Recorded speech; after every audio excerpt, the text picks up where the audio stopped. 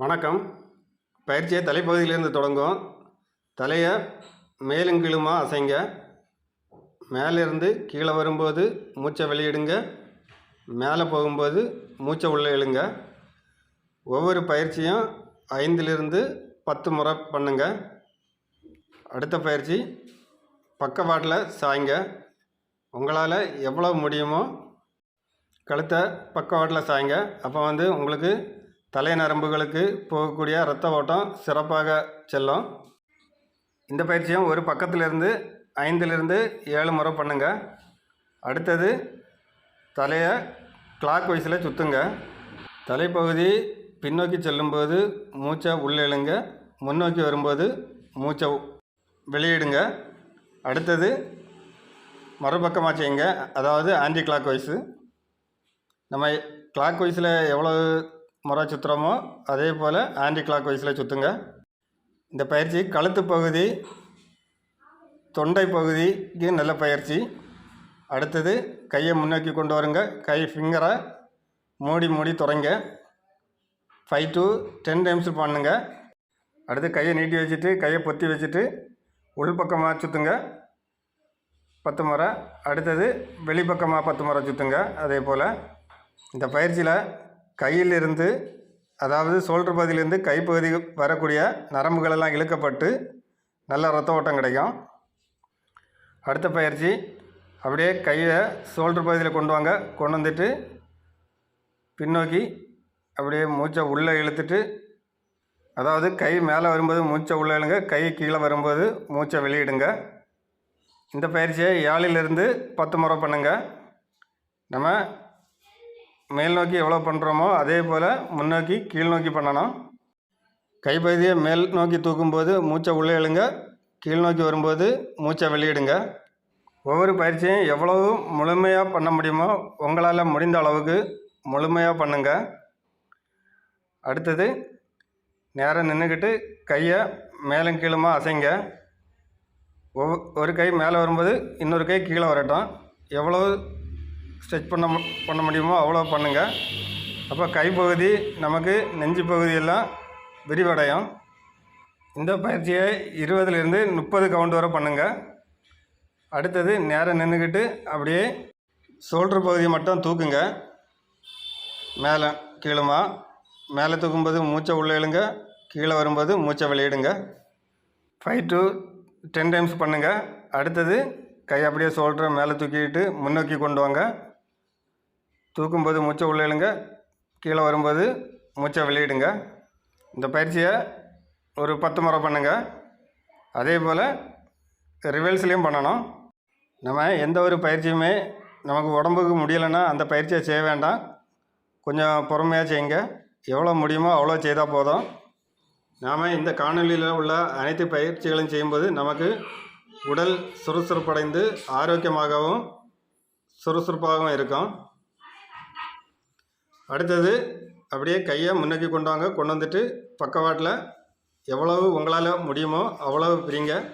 கை விரியும் போது மூச்சை உள்ளே இழுங்க, கை முன்னோக்கி வரும்போது மூச்சை வெளியிடுங்க. இந்த பயிற்சியை 25லிருந்து 30 முறை பண்ணுங்க. அடுத்தது கையை பின்னோக்கி சுற்றுங்க. கை மேல் நோக்கி வரும்போது மூச்சை உள்ளே இழுங்க, கீழ் நோக்கி வரும்போது மூச்சை வெளியிடுங்க.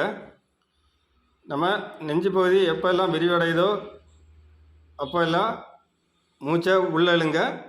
நெஞ்சு பகுதி சுருங்கும்போது மூச்சை வெளியிடுங்க. அடுத்தது கையை முன்னோக்கி நீட்டுங்க. நீட்டிக்கிட்டு ஒவ்வொரு கையையும் ஒவ்வொரு பக்கமாக பின்னோக்கி கொண்டு வாங்க. பின்னோக்கி எவ்வளோ ஸ்ட்ரெச் பண்ணி கொண்டு வர முடியுமோ அவ்வளோவுக்கு முழுமையாக கொண்டு வாங்க. 20லிருந்து 30 தடவை பண்ணுங்கள். எவ்வளோ முடியுமோ அவ்வளோ பண்ணுங்கள். இந்த பயிற்சியில் நெஞ்சு பகுதி விரிவடையும், கைப்பகுதி இழுக்கப்படும் போது கை நரம்புகளெல்லாம் நல்ல ரத்த ஓட்டம் கிடைக்கும். அடுத்தது காலை 2 அடி ஆட்டி வைங்க. பக்கவாட்டில் காலை தொட்டுக்கிட்டு அப்படியே எவ்வளவு கீழ் நோக்கி வர முடியுமோ அவ்வளவுக்கு கீழ் நோக்கி வருங்க. இப்படி செய்யும்போது நமக்கு இடைப்பகுதி இழுக்கப்பட்டு இடைப்பகுதியில் உள்ள தேவையற்ற சதைகள் குறையும். உங்களால் எவ்வளவு முடியுமோ அவ்வளோ பண்ணுங்கள். அதாவது குறைந்தது 20லிருந்து 25 முறையாவது பண்ணுங்கள். அப்போ நமக்கு இடைப்பகுதிக்கு நல்ல எஃபெக்ட் கிடைக்கும். முதல்ல செய்தால் வலி ஏற்படும். அதனால் கொஞ்சமாக பண்ணுங்கள். அடுத்தது போக போக கொஞ்சம் கொஞ்சமாக கூட்டிகிட்டே போகலாம். அடுத்தது நேரம் நில்லுங்க. இடுப்பு பகுதியை சுற்றுங்க. இடுப்பு பகுதிக்கு நல்ல பயிற்சி கிடைக்கும். இடுப்பு பகுதி, வயிற்று பகுதி, ஜீரண மண்டலம் இவற்றுக்கெல்லாம் நல்ல பயிற்சி கிடைக்கும். வலது பக்கமாக நீங்கள் 10 தடவை சுற்றியாச்சுன்னா இடது பக்கமாக 10 முறை சுற்றுங்க. நம்ம உடலை ஆரோக்கியமாக பராமரிக்க இந்த அடிப்படையான பயிற்சிகளே போதும். எவ்வளோ முடிந்த அளவு பண்ணுறோமோ அவ்வளோவுக்கு ஆரோக்கியமாக இருக்கும். அடுத்தது முட்டு பகுதியை சுற்றுங்க. முட்டு பகுதி வலது பக்கமாக 10 முறை, இடது பக்கமாக 10 முறை சுற்றுங்க. ஒவ்வொரு பயிற்சியும் செய்யும்போது உங்களுக்கே தெரியும் அந்த இடத்துக்கு எப்படி எவ்வளோ எஃபெக்ட் கிடைக்குதுன்னு. அதை பொறுத்து கொஞ்சம் கொஞ்சமாக இம்ப்ரூவ் பண்ணிகிட்டே வரலாம். அடுத்தது நேரம் நில்லுங்க. நின்றுக்கிட்டு அப்படியே அரை அளவு உட்காந்து எந்திரிங்க. உட்காந்து எந்திரிக்கும்போது கால் பகுதி, முட்டுப்பகுதி, தொடை பகுதியில் உள்ள தேவையற்ற சதைகள் குறையும். இந்த பகுதிகள் நன்றாக இழுக்கப்பட்டு நல்ல இரத்த ஓட்டம் கிடைக்கும். நரம்பு மண்டலம் சிறப்பாக செயல்படும்.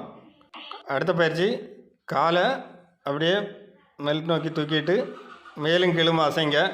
மேலும் கீழும் அசைக்கும்போது உங்களுக்கு இடுப்பு பகுதியிலிருந்து கால் பகுதி வர நரம்புகள் இழுக்கப்பட்டு நல்ல இரத்த ஓட்டம் கிடைக்கும்.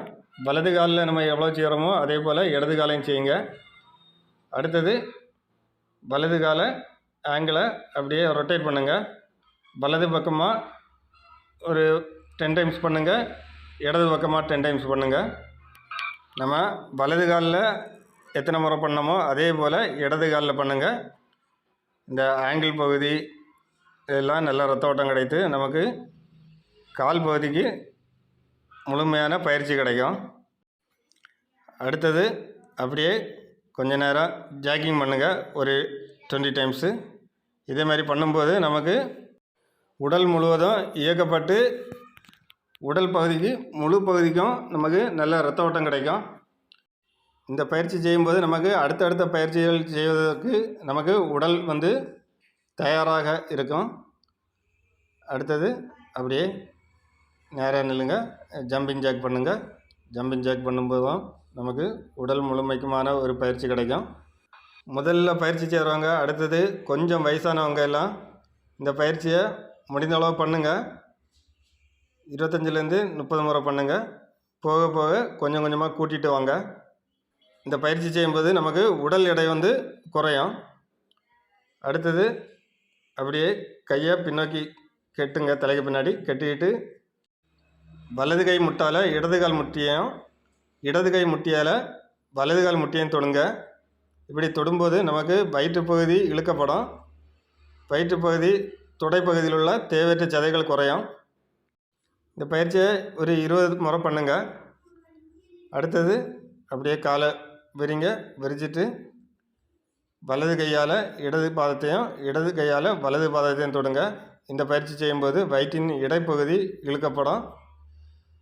முதுகு பகுதி திருகப்படும். முதுகு பகுதிக்கு நல்ல பயிற்சி. அதாவது காலின் இடுப்பின் மேல் பகுதிக்கு சிறந்த பயிற்சி இது. நம்மளால் எவ்வளோ ஸ்ட்ரெச் பண்ண முடியுமோ அவ்வளோவுக்கு கையை மேல் நோக்கி கொண்டு வாங்க. காலை எவ்வளோ தொட முடியுமோ அவ்வளோ தொடுங்க.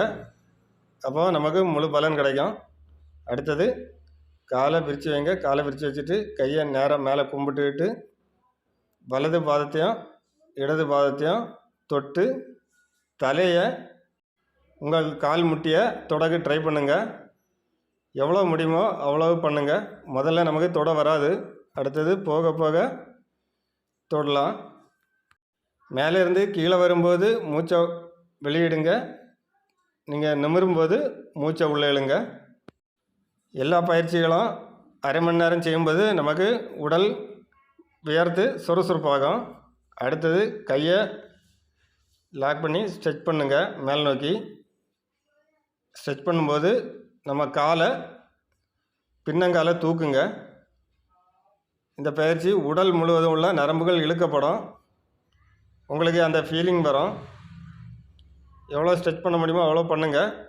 அதே போல் ஒரு பக்கத்துலேருந்து ஒரு 5-6 மீட்ரு இதே போல் நடைங்க ஸ்ட்ரெச் பண்ணி. அப்போ நரம்புகள் இழுக்கப்பட்டு உடல் முழுவதுக்குமான நல்ல இரத்த ஓட்டம் கிடைக்கும். நாம் தினமும் காலையில் அரை மணி நேரம் இந்த உடற்பயிற்சியெல்லாம் செய்யும்போது நமக்கு உடல் ஆக்டிவாகவும் அன்னை முழுவதுமாக நல்ல சுறுசுறுப்பாகவும் இருப்பது தெரியும். இந்த பயிற்சிகளெல்லாம் முழுமையாக பார்த்து நம்ம வீட்டிலேயே அரை மணி நேரம் செய்தால் போதும். ஒவ்வொரு பயிற்சியும் நம்ம எவ்வளோ முழுமையாக செய்கிறோமோ அந்தளவுக்கு நமக்கு உடலுக்கு நோய் வராமல் அந்த பலன் முழுமையாக கிடைக்கும். அடுத்தது அப்படியே கையை லாக் பண்ணிவிட்டு மெல்லமாக குனிங்க. தலை மேலே வரும்போது மூச்சை உள்ளே இழுங்க, கீழே வரும்போது மூச்சை வெளியிடுங்க. இந்த பயிற்சி செய்யும்போது நமக்கு வயிற்றின் இடைப்பகுதி வயிற்று பகுதி இழுக்கப்படும்.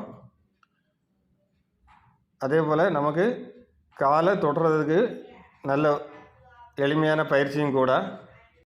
இந்த பயிற்சி செய்து வரும்போது நம்ம வயிற்று பகுதி இழுக்கப்படுவதனால் நம்ம அப்படியே ஈஸியாக தரையில் தொடகு ட்ரை பண்ணலாம். இந்த மாதிரி பண்ணுங்கள். எவ்வளோ பண்ண முடியுமோ, அதாவது ஒரு 20 டைம்ஸ் 30 டைம்ஸ் வரை பண்ணுங்கள். இந்த பயிற்சி செய்யும்போது நமக்கு அப்படியே தலை அப்படியே கீழே போகும்போது அப்படியே வயிற்று பகுதி இழுக்கப்படும்.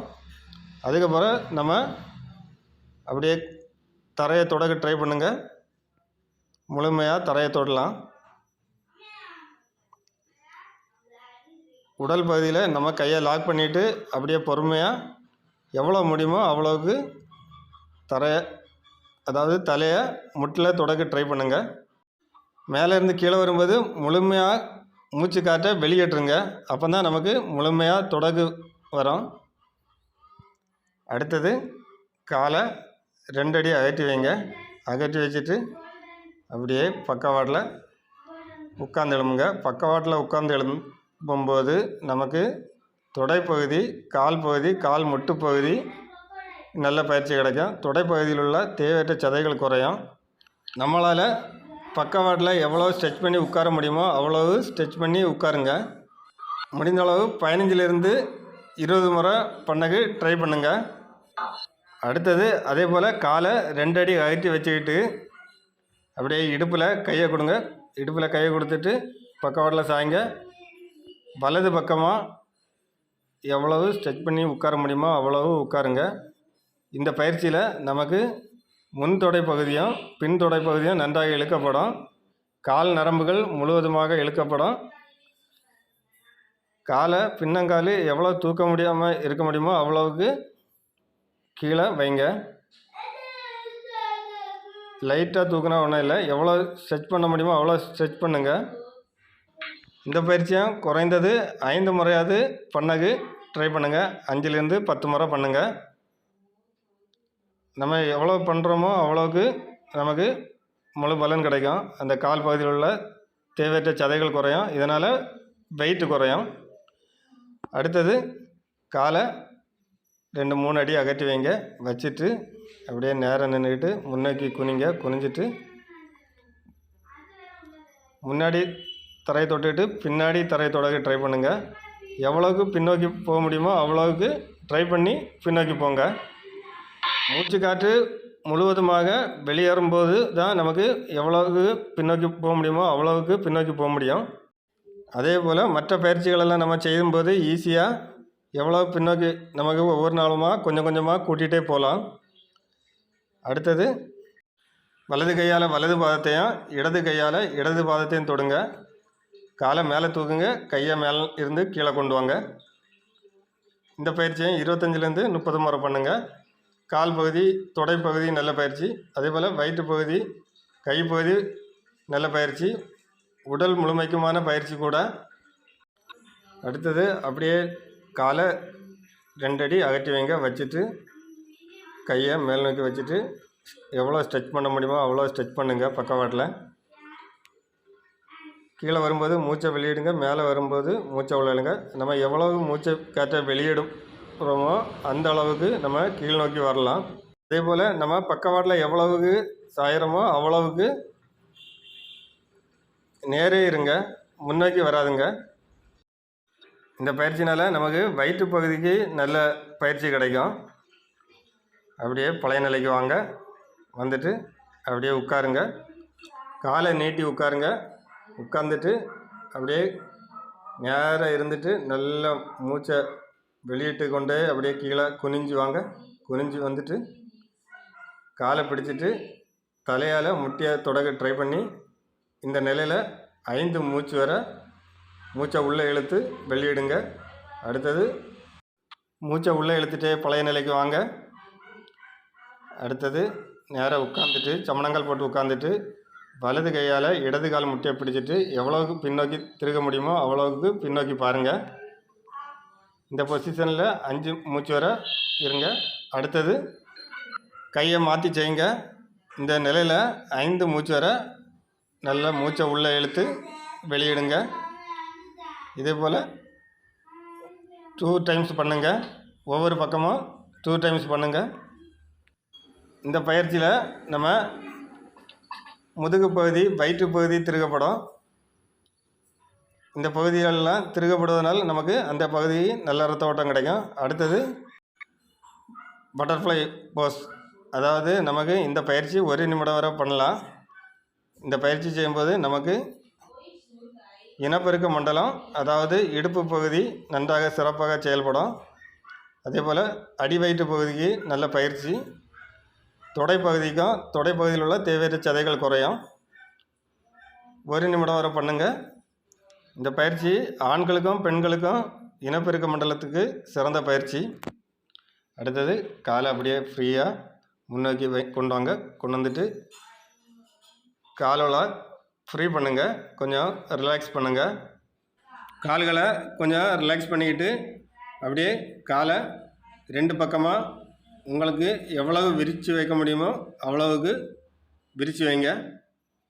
விரித்து வச்சுட்டு அப்படியே நேராக இருந்துட்டு மூச்சு காற்றை வெளியிட்டு கொண்டே அப்படியே முன்னோக்கி தரையை தொடுங்க. தரையை முதக்கு தொட வராது. அடுத்தது கொஞ்சம் கொஞ்சமாக தொட்டு எவ்வளவுக்கு முன்னோக்கி குனிய முடியுமோ அவ்வளவுக்கு முன்னோக்கி வர ட்ரை பண்ணுங்கள். முதுகு பகுதிக்கு நல்ல பயிற்சி. எந்த ஒரு பயிற்சியும் முதல்ல நம்ம செய்யும்போது நமக்கு முழுமையான நிலைக்கு வர முடியாது. அடுத்தது அப்படியே உட்காந்துட்டு அப்படியே முட்டியை தொடங்க. தலையால் முட்டியை தொட்டு ட்ரை பண்ணுங்கள். கீழே வரும்போது இதே போல் மூச்சை வெளியிடுங்க. மேலே வரும்போது மூச்சை உள்ளே இழுங்க. இந்த பயிற்சியை 25 தடவையிலேருந்து 30 முறை பண்ணுங்கள். வயிற்றின் இடைப்பகுதி நன்றாக இழுக்கப்படும். அடுத்தது வலது கையால் இடது பாதத்தையும் இடது கையால் வலது பாதத்தையும் தொடுங்க. எவ்வளவு குனிஞ்சி தொட முடியுமோ அவ்வளவுக்கு குனிஞ்சி தொடுங்க. இந்த பயிற்சியிலையும் நமக்கு வயிற்று பகுதி இழுக்கப்படும். உடல் பகுதி நமக்கு சிறந்த வடிவமைப்பை தரும். 25லேருந்து 30 முறை பண்ணுங்கள். ஒவ்வொரு பயிற்சியும் நமக்கு நாள் போக போக முழுமையாக செய்ய வரும்போது நமக்கு அதில் ஒரு சந்தோஷம் கிடைக்கும். அடுத்தது அப்படியே நேராக கையை கும்பிட்டுக்கிட்டு அப்படியே முன்னோக்கி வலது பாதத்தையும் இடது பாதத்தையும் அப்படியே தொடுங்க. தொட்டுக்கிட்டு வலது பக்கமாக நம்ம எத்தனை தடவை பண்ணுறோமோ அதே போல் இடது பக்கமாக பண்ணுவோம். 20 தடவை பண்ண ட்ரை பண்ணுவோம்.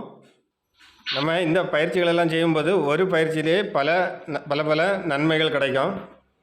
அதனால் தினமும் காலையில் கொஞ்சம் சிரமத்தை பார்க்காம அரை மணி நேரம் உடற்பயிற்சி செய்வது நமக்கு உடல் ஆரோக்கியத்துக்கும் உடல் சுறுசுறுப்பாகவும் வைக்க உதவும்.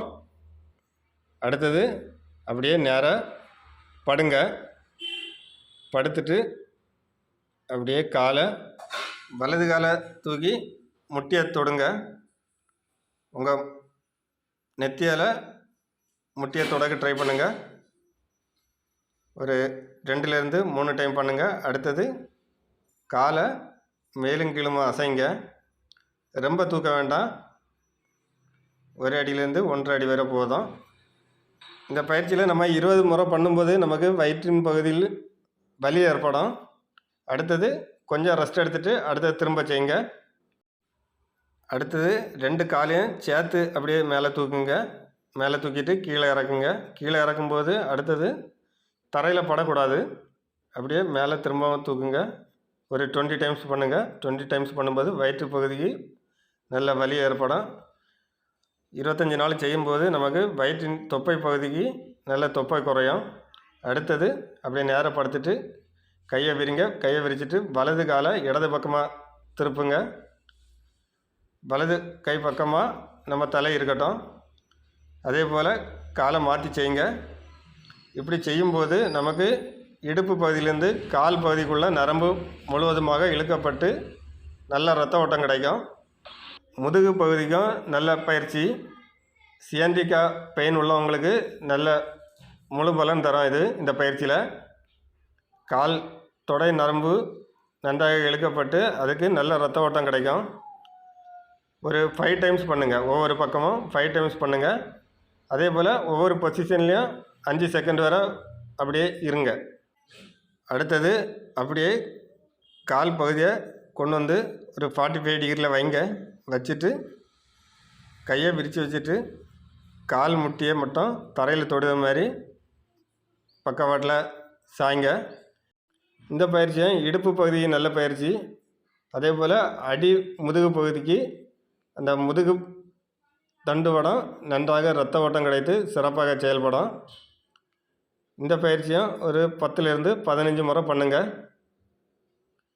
வயிற்றின் இடைப்பகுதியும் திருகப்படும். அப்படியே பழைய நிலைக்கு வாங்க. அடுத்தது அப்படியே தலைக்கு பின்னாடி கையை கட்டுங்க. கட்டிக்கிட்டு அப்படியே வலது கை முட்டால் இடது கால் முட்டையும் இடது கை முட்டையால் வலது கால் முட்டையும் தொடுங்க.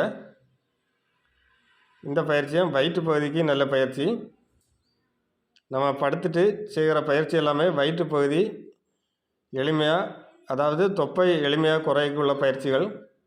உங்களால் எந்திரிக்க முடியலைன்னா எவ்வளவு முடியுதோ அவ்வளவுக்கு எந்திரிச்சு ட்ரை பண்ணுங்கள். சிலவங்களுக்கு எந்திரிக்க முடியாது. அவங்களுக்கு கால் பகுதியில் யாரையாவது ஒரு ஆளை பிடிக்க சொல்லி அந்த மாதிரி பண்ணலாம். எவ்வளோ முடியுமோ அவ்வளோ பண்ணுங்கள். அடுத்தது சைக்கிளிங் பண்ணுங்கள். சைக்கிளிங் பண்ணும்போது இந்த தொடை பகுதி முட்டு பகுதிக்கு வயிற்றின் அடிப்பகுதிக்கு நல்ல பயிற்சி கிடைக்கும். வயிற்றின் அடிப்பகுதியில் உள்ள தேவையற்ற சதைகள் குறையும். இந்த பயிற்சி செய்யும்போது நமக்கு அடி வயிற்றில் வலி ஏற்படும். நம்ம முன்னோக்கி எவ்வளோ தடவை சைக்கிள் சவிட்டணுமோ அதே போல் பின்னோக்கி சைக்கிள் சவிட்டின மாதிரி அதே போல் காலை அசைங்க. இந்த பயிற்சியில் நமக்கு வயிற்றின் அடிப்பகுதியிலேருந்து தொடைப்பகுதி கால் பகுதிக்கு முழுமையான பயிற்சி கிடைக்கும். அப்படியே நேரப்படுத்திட்டு வலது காலை தூக்கி அப்படியே முட்டியை தலையால் தொடக்க ட்ரை பண்ணுங்கள். எவ்வளோ முடியுமோ அவ்வளோ பண்ணுங்கள். சிலவங்களுக்கு முட்டியை தொட வராது. அடுத்து போக போக தொட வரும். நம்ம மேலே வரும்போது மூச்சை வெளியிடுங்க. கீழே வரும்போது மூச்சை உள்ளிடுங்க. அதாவது மூச்சை வெளியிடும்போது நம்ம தொண்டையிலேருந்து அப்படியே மூச்சு ஃபுல்லாக வெளியே விடணும். தொண்டை வலி மூக்கு வழியாக வரணும். அடுத்தது அப்படியே நேராக நல்லா ஃப்ரீயாக படுங்க. படுத்துட்டு அப்படியே ரிலாக்ஸ் ஆகுங்க. ஒரு 2லிருந்து 5 மினிட்ஸ் வரை அப்படியே ரிலாக்ஸ் ஆகுங்க. அப்படியே கண்ணை மூடிக்கிட்டு அப்படியே ரிலாக்ஸ் பண்ணுங்கள். உடல் முழுவதும் அமைதியான நிலையில் இருக்கும். அடுத்தது அப்படியே வலது பக்கமாக எந்திரிங்க. எந்திரிச்சிட்டு கையை நல்லா தேய்ச்சிட்டு கண்ணை ஊற்றி எடுங்க. நன்றி.